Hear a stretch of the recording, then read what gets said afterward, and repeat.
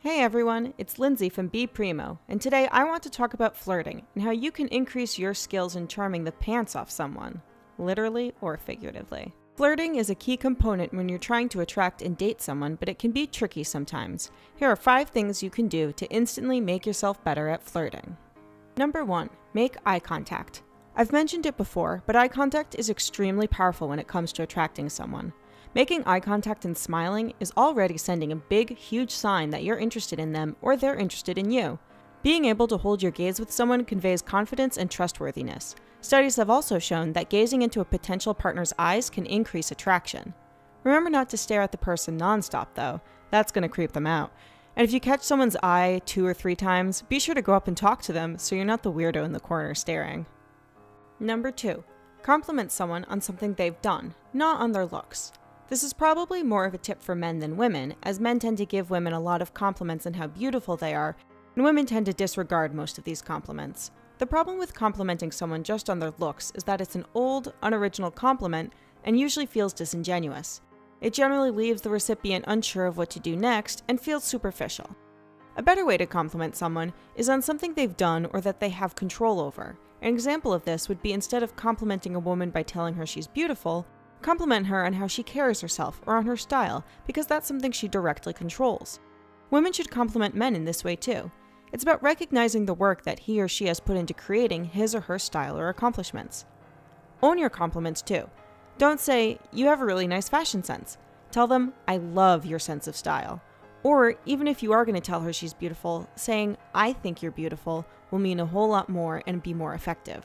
By owning your compliment, you're showing confidence in your opinion and putting yourself out there for the possibility of rejection. While rejection can feel scary, taking a risk like that is an attractive quality to a lot of people.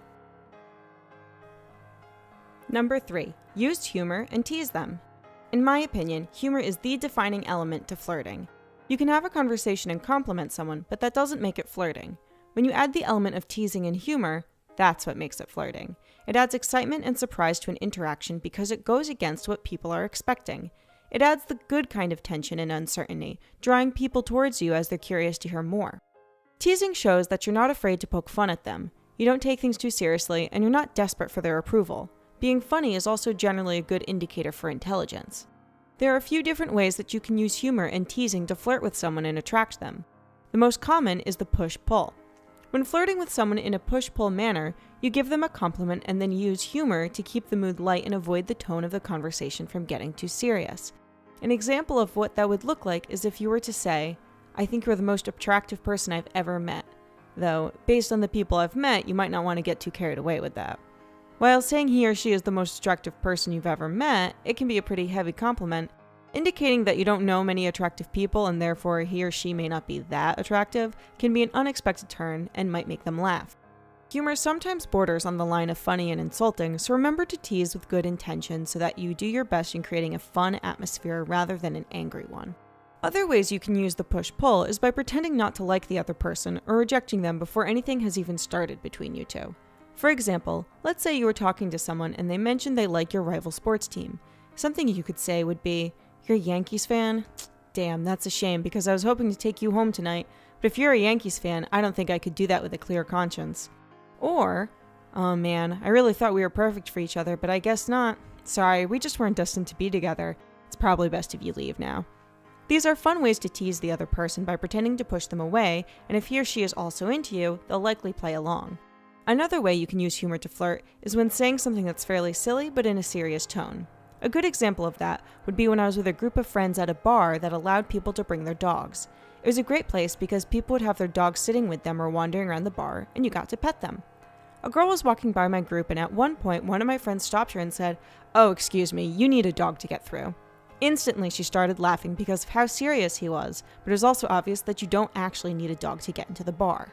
Number 4, innuendo.